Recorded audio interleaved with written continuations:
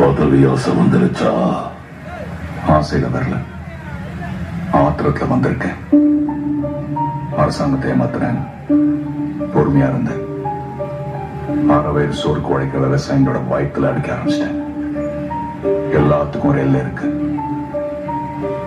இனி விதைச்சவன் தான் வேலைய சொல்லுவான். இங்க 30 லாரிய தூக்குனீங்க, நான் உங்க ஒத்த காரை தூக்கினேன். உள்ள பார்த்தவன் கேடு கட்ட புள்ள இருக்கான். எவ்வளவு தூக்குறங்கிறது முக்கியம் இல்ல, எதை தூக்குறோங்கிறது தான் முக்கியம். என்ன நான் சொல்றது?